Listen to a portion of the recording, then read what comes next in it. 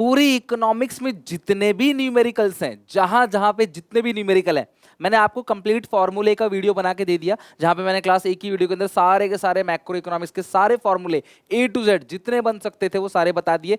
आज मैं तुम्हें कराऊंगा क्लास इन 3 चैप्टर से जो भी न्यूमेरिकल बन सकते हैं, चाहे वो एमसीक्यू में बने, चाहे वो 3 नंबर बने, 4 नंबर बने, 6 नंबर बने, उसे क्लास कवर करेंगे। बैंकिंग चैप्टर से न्यूमेरिकल बनता है, गवर्नमेंट बजट चैप्टर से बनता है, बैलेंस ऑफ पेमेंट से बनता है, नेशनल इनकम से भी न्यूमेरिकल बनता है, उसको हम अलग देखेंगे, और एडीएस से भी न्यूमेरिकल बनते हैं क्लास, उसको अलग देखेंगे। बट आज इन तीनों चैप्टर से जो भी न्यूमेरिकल बन सकते हैं, मोस्ट एक्सपेक्टेड 10 के 10 न्यूमेरिकल मैं तुम्हें यहाँ पे बताने वाला हूँ। उससे बाहर नहीं आएगा एग्जामिनेशन के अंदर, और आपको इसकी जम के प्रैक्टिस करके जाना है बिफोर एग्जाम। सबसे पहले, if total deposit is created by the commercial bank is 50,000, ध्यान रखना, टोटल डिपॉजिट आपके पास कितना है, 50,000 का है, and amount of initial deposit 12,500, initial deposit है 12,500, यानी कि आपने 12,500 लगाया और वो 50,000 हो गया, तो कितना गुना हो गया, अगर 50,000 हो गया 12,500 लगा के, तो 4 टाइम्स, यानी कि कितना गुना हो गया क्लास, 4 गुना, 4 टाइम्स हो गया। 12,500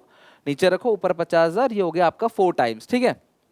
अब क्वेश्चन कहता है 4 गुना हो गया, अब क्वेश्चन कहता है legal reserve ratio will be, आपको लीगल रिजर्व रेशियो, ये जो 4 गुना आया ये क्या आ गया, डिपॉजिट मल्टीप्लायर, 4 टाइम्स जो आ गया वो आ गया डिपॉजिट मल्टीप्लायर। अब डिपॉजिट मल्टीप्लायर का फॉर्मूला क्या होता है, 1 upon legal reserve ratio into 100, deposit multiplier है 4। इस तरीके से तुम्हें कुछ भी पूछ सकता है, ओके। तो आप इसे सॉल्व करोगे क्लास, तो एलआरआर जो निकल कर आएगा वो आएगा 25%। अगर ये 4 गुना आ गया डिपॉजिट मल्टीप्लायर, तो पक्की बात है लीगल रिजर्व रेशियो जो आएगा वो आएगा 25%। बात समझ आ गई क्लास, ये आएगा कितना क्लास, 25%। डन। तो पहला क्वेश्चन का आंसर कितना है क्लास, 25%। तुमको कुछ ही पूछ सकता है, क्या पता टोटल डिपॉजिट दे दे, एलआरआर दे दे, बोले इनिशियल डिपॉजिट बताओ, या टोटल डिपॉजिट पूछ ले, इनिशियल डिपॉजिट और एलआरआर दे दे, या इनिशियल टोटल दे दिया और एलआरआर पूछ लिया, इस तरह से कुछ भी पूछ सकता है, ठीक है। इसको रिजर्व रेशियो भी कई बार बोला जाता है। If the total deposit created by the commercial bank is 20,000, total deposit 20,000 का है, and the legal reserve ratio जो है वो है क्लास आपका 40%, then amount of initial, उसी तरीके से क्लास आपको initial deposit पूछा है। डिपॉजिट मल्टीप्लायर का फॉर्मूला क्या होता है, 1 upon LRR into 100 which is 2.5 times. तो डिपॉजिट मल्टीप्लायर आ गया कितना, 2.5 टाइम्स, ये आ गया डिपॉजिट मल्टीप्लायर। अब डिपॉजिट मल्टीप्लायर का फॉर्मूला क्या होता है, 1 अपॉन इनिशियल डिपॉजिट पूछा है 2.5 टाइम्स, तो किसका 2.5 टाइम्स जो है वो 20,000 होगा, 2.5 गुना बना रहा है ना क्रेडिट, तो जो भी इनिशियल डिपॉजिट होगा उसका 2.5 गुना 20,000। सो एक्स की जो वैल्यू आएगी वो आएगी 20,000, ये कुछ नहीं है, एक्स की जो वैल्यू आएगी 20,000 अपॉन 2.5, पॉइंट हटेगा, 0 लग जाएगा, 2 लाख को 25, तो एक्स की जो वैल्यू आएगी कितनी क्लास, 8,000 आएगी ना, 8,000, ठीक है। कितना क्लास आएगा, 8,000। तो सी ऑप्शन करेक्ट है। एक बार मैं कैलकुलेट करके भी देख लेता हूँ 8,000 आ रहा है कि नहीं। 20,000 को 2.5 से डिवाइड दो, 20,000 2.5, तो ये क्लास 8,000, यानी सी ऑप्शन करेक्ट है। Third question, find out fiscal deficit और प्राइमरी डेफिसिट। आपको फिस्कल डेफिसिट पूछा गया है और प्राइमरी डेफिसिट पूछा गया है, और ये बजट का है, ठीक है, गवर्नमेंट बजट का। फॉर्मूले में सारे लिखवा चुका हूँ, ये बजट का क्वेश्चन है। फिस्कल डेफिसिट को तो बोरोइंग ही कहते हैं, तो आप लिखोगे fiscal deficit is equal to borrowings which is 65,000, ठीक है। और जो प्राइमरी डेफिसिट है, प्राइमरी डेफिसिट उसका फॉर्मूला है फिस्कल, आप पेपर में जब भी न्यूमेरिकल कर रहे हो फॉर्मूला जरूर लिखना, fiscal deficit less interest payment. Fiscal deficit में से इंटरेस्ट पेमेंट घटाओगे, प्राइमरी डेफिसिट आ जाएगा। तो फिस्कल डेफिसिट आपका 65,000 का है, और जो इंटरेस्ट पेमेंट है वो है 20% ऑफ रेवेन्यू डेफिसिट। तो 20% किसका, रेवेन्यू डेफिसिट। तो रेवेन्यू डेफिसिट तुमको नहीं दे रखा है, तो रेवेन्यू एक्सपेंडिचर निकाल लो, मतलब तुमको ऑलरेडी रेवेन्यू डेफिसिट निकालना पड़ेगा, ठीक है। और रेवेन्यू रिसीट 60,000 का है, ठीक है। तो 1 लाख में से 60 जाएगा 40,000, 40,000 का जो 20% है, 40,000 का 10% 4,000 है, 20% 8,000, तो आप माइनस कर दो 65,000 माइनस 8,000, 65,000 माइनस 8,000 इट्स 57,000। ये आ गया क्लास आपका प्राइमरी डेफिसिट। फिस्कल डेफिसिट तो बोरिंग्स के बराबर ही है, वो 65 हो गया, लिखना कुछ नहीं है। और प्राइमरी डेफिसिट का फॉर्मूला है फिस्कल माइनस इंटरेस्ट, तो फिस्कल 65 है, इंटरेस्ट पेमेंट आपने निकाल दिया, रेवेन्यू डेफिसिट का 20%, ठीक है। क्या पता क्लास क्वेश्चन ढंग से पढ़ना, कई बार रेवेन्यू डेफिसिट की जगह रेवेन्यू रिसीट्स भी कह सकता है, तो आप जबरदस्ती डेफिसिट मत निकालना, रेवेन्यू रिसीट ये रहा, इसका सीधा 20%, कुछ भी कह सकता है। क्वेश्चन को पढ़ के अच्छे सॉल्व करना ताकि कोई गलती ना हो। Question number 4, calculate revenue deficit, fiscal deficit and primary deficit, तीनों निकालना है। तो रेवेन्यू डेफिसिट का फॉर्मूला क्या होता है, revenue expenditure minus revenue receipt. तेरा रेवेन्यू एक्सपेंडिचर ये आ गया 100 माइनस रेवेन्यू रिसीट कितना क्लास आ गया 80, 100 में से 80 आ गया क्लास 20। फॉर्मूला लिख के करना, भले मैं यहाँ शॉर्ट में लिख रहा हूँ बट पेपर में फॉर्मूला लिख के करना आप, ठीक है। मैं लास्ट में तुम्हें बता के भेजूंगा इस चीज़ को। फिस्कल डेफिसिट पूछना है, पूछ रहा है क्लास। तो fiscal deficit equal total expenditure minus revenue receipt minus capital receipt excluding borrowings, capital receipt excluding borrowings, ठीक है। सॉरी। तो ये जो टोटल एक्सपेंडिचर है वो कैसे निकलेगा, revenue expenditure plus capital expenditure 100 plus 110 210 minus revenue receipts, revenue receipts आपको दे रखा होगा 80 minus capital receipt excluding borrowings 95। Solve कर लो, 210 माइनस 80 माइनस 95 इट्स 35। और अगला है प्राइमरी डेफिसिट पूछा है। तो primary deficit is equal to fiscal deficit कितना है क्लास आपको दे रखा है, फिस्कल अभी निकाला आपने 35, फॉर्मूला लिखना माइनस इंटरेस्ट पेमेंट है 10, तो आंसर आ गया आपका 25। ये आ गया क्लास आपका primary deficit. Okay, next question है calculate revenue deficit, fiscal deficit और प्राइमरी डेफिसिट। तो अभी यहाँ पे जो रेवेन्यू डेफिसिट है वो है रेवेन्यू एक्सपेंडिचर जो कि आपको दे रखा है कितना 80 माइनस रेवेन्यू रिसीट्स। तो revenue receipts tax plus non tax के बराबर होता है। तो ये रहा टैक्स रिसीट 47 प्लस ये रहा नॉन टैक्स रिसीट 10 57। तो 80 माइनस 57 इट्स 23। तो ये आ गया क्लास आपका रेवेन्यू डेफिसिट 80 माइनस 57 23। दूसरा है फिस्कल डेफिसिट। तो ये बोरोइंग्स जो है यही आपका फिस्कल डेफिसिट है जो कि कितना दे रखा है क्लास, बोरोइंग की फिस्कल डेफिसिट है 32। अगला पूछा है प्राइमरी डेफिसिट। अब लगा दो formula, primary deficit is equal to fiscal deficit less interest payment.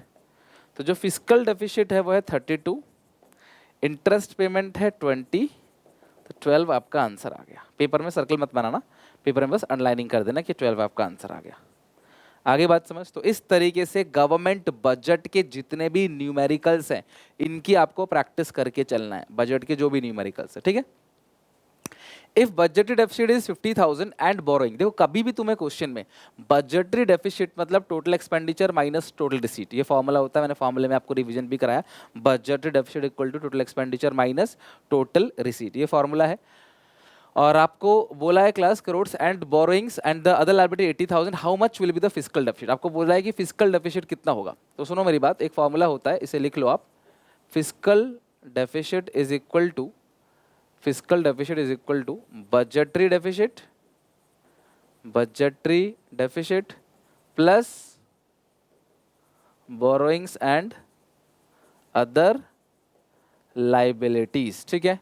तो जो ये बजटरी डेफिसिट है वो तुम्हें कितना दे रखा है class 50,000 plus borrowings and other liability है 8,000 करोड़, तो ये 58,000 करोड़ आपका आंसर आ गया, ठीक है।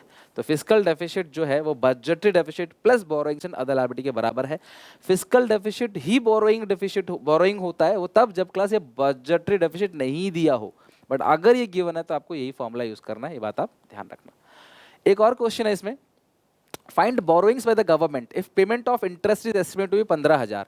इंटरेस्ट तुमको दे रखा है, इंटरेस्ट कितना है class 15,000 which is 25% of primary deficit. तो जो इंटरेस्ट है वो 25% है किसका, प्राइमरी डेफिसिट का। तो ये 1/4 उधर भेज दो, ये 60,000 आ गया, 60,000 आ गया क्या प्राइमरी डेफिसिट। 60,000 आपका आ गया क्लास आंसर, प्राइमरी डेफिसिट 60,000 का आ गया प्राइमरी डेफिसिट। आगे बात समझ। अब क्वेश्चन तुमसे क्या पूछ रहा है, बोरोइंग्स, बोरोइंग्स मतलब फिस्कल डेफिसिट। तो फिस्कल डेफिसिट माइनस इंटरेस्ट क्या आता है क्लास, प्राइमरी डेफिसिट, ठीक है। फिस्कल डेफिसिट माइनस इंटरेस्ट और प्राइमरी डेफिसिट। तो प्राइमरी डेफिसिट कितना है क्लास 60,000, फिस्कल डेफिसिट यानी कि बोरोइंग जो तुमको पूछा है, ठीक है, माइनस इंटरेस्ट पेमेंट है 15,000, 15 को उधर भेज दो 75,000, 60 75, ये आ गया क्लास फिस्कल डेफिसिट साथ में इज इक्वल टू लिख देना बोरोइंग्स। बच्चों समझ गए? तो इस तरीके से 7th क्वेश्चन भी हो गया। जितने भी मैक्सिमम, अब इससे बाहर मुझे नहीं लगता एग्जामिनर कुछ पूछेगा, मोस्ट क्वेश्चंस कवर हो गए। एक क्वेश्चन ये भी है, the following is the information of an imaginary country, visible export यानी tangible export, tangible imports, invisible export, invisible import, current transfer balance, transfer from rest of the world. The balance of current account will be, current account का तुमको class balance पूछ रहा है, the balance of current account will be dash of dash 1000 crore. ठीक है, surplus है या deficit है क्लास आपको बताना, तो balance of current account surplus है डेफिसिट है। करंट अकाउंट में क्या क्या आता है, गुड्स सर्विसेज, ठीक है, और यूनिलैटरल ट्रांसफर्स, ठीक है, गुड्स एंड सर्विसेज और यूनिलैटरल ट्रांसफर्स। तो इसमें विजिबल एक्सपोर्ट ऑफ गुड्स और विजिबल इंपोर्ट्स, तो आप टोटल को लिखोगे विजिबल नेट एक्सपोर्ट। तो visible export, visible net export जो आ गया आपका, वो आ गया माइनस का 50, है नहीं, 100 में से 150 हो गया माइनस का 50। इनविजिबल एक्सपोर्ट कितना है 70, इनविजिबल इंपोर्ट कितना है 30, 70 माइनस 30 के तो 40 आएगा। इनविजिबल इनविजिबल एक्सपोर्ट, ठीक है, तो ये कितना क्लास आएगा आप मुझे बताओ। ये हो गया क्लास आपका -50 प्लस -50 प्लस 40, तो क्लास कितना आ गया यहाँ पे, माइनस का 10 आ जाएगा। ठीक है, ये हो गया माइनस का 10, -50 हो गया प्लस 40, ये आ गया माइनस का 10। और साथ में क्लास करंट ट्रांसफर का नेट बैलेंस दे रखा है 15, तो +15 -10 तो कितना क्लास आ जाएगा, प्लस का 5। तो आप लिख दोगे सरप्लस 5, यानी कि बी ऑप्शन करेक्ट है। यहाँ लिखोगे सरप्लस और ये आ जाएगा क्लास 5, ठीक है, 5000 crore. The balance of current account will B, export import हो गया, एक्सपोर्ट इंपोर्ट का नेट एक्सपोर्ट नेट विजिबल का हो गया। अच्छा, करंट अकाउंट में विजिबल भी आता है, इनविजिबल भी आता है, करंट ट्रांसफर तीनों आता है, लेकिन नेट करंट ट्रांसफर तो ऑलरेडी आपको नेट दे रखा है 15, इसमें कोई दिक्कत नहीं, तो ऑलरेडी आपको नेट नेट करके 15 दे रखा है। और एक्सपोर्ट माइनस इंपोर्ट किया, नेट एक्सपोर्ट आ गया -50, इसका आ गया एक्सपोर्ट माइनस इंपोर्ट इनविजिबल का 70 प्लस का 40, और ये आ गया क्लास कितना माइनस का 10 प्लस ये तीनों का बैलेंस आपने जोड़ दिया तो प्लस आ गया सरप्लस 5। तो देखो सरप्लस और 5 यानी कि बी ऑप्शन करेक्ट है। Question 9, if the trade deficit is 1000 crore and the import of goods is 2000 crore then the export of goods will be, बताओ क्लास क्या होगा, सोच समझ के मुझे बताना। बैलेंस ऑफ ट्रेड का डेफिसिट दे रखा है 1000 करोड़, तो डेफिसिट आपको 1000 करोड़ दे रखा है, इंपोर्ट ऑफ गुड्स जो है वो 2000 है, देन एक्सपोर्ट ऑफ गुड्स कितना होगा, डेफिसिट 1000 का है, इंपोर्ट अगर 2000 का है तो एक्सपोर्ट 1000 का होगा भाई, तभी तो आप एक्सपोर्ट में से इंपोर्ट घटाओगे तो डेफिसिट आएगा 1000 का। समझ रहे हो बात को, ये 1000 का, तो आंसर आएगा 1000 करोड़, यानी कि एक्सपोर्ट 1000 है, एक्सपोर्ट 1000 है, इंपोर्ट है 2000, और जो बैलेंस ऑफ ट्रेड का फॉर्मूला है एक्सपोर्ट माइनस इंपोर्ट, 1000 माइनस 2000, तो आंसर आया क्लास माइनस का 2000, ये आ गया आपका बैलेंस ऑफ ट्रेड, नेगेटिव का 2000। ओके, लास्ट क्वेश्चन है क्लास और इसके साथ हम खत्म करेंगे। बहुत ही प्यारा क्वेश्चन है, भले ही 1 मार्क में पूछा जाए, भले ही क्लास कैसे भी क्वेश्चन पूछा है, आमतौर पे बीओटी बीओपी का 1 मार्क में ही आता है। Suppose the balance of trade of a nation surplus of 20,000, surplus है 20,000, ठीक है, the import of merchandise of a nation is half of the export of merchandise, the value of export would be, तो आपको बोला export कितना होगा, सुनना मेरी बात।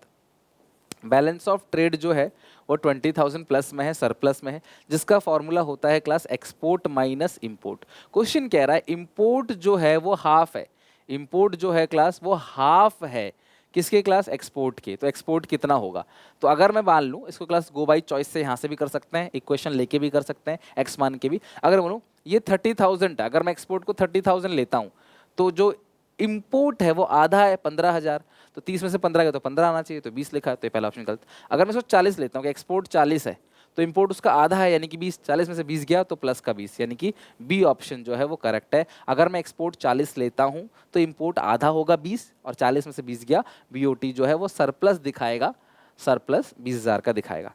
अदरवाइज आप एक्स मान लो कि इंपोर्ट ऑफ मर्केंडाइज जो हाफ ऑफ एक्सपोर्ट है, let export be X, export को एक्स ले लो और जो इंपोर्ट है वो है x/2। अब इसको इक्वेशन में पुट कर दो, x माइनस एम करके सॉल्व करो, तुम्हारा 40,000 ही आंसर आएगा x, बिकॉज आपने एक्सपोर्ट x को माना है, राइट।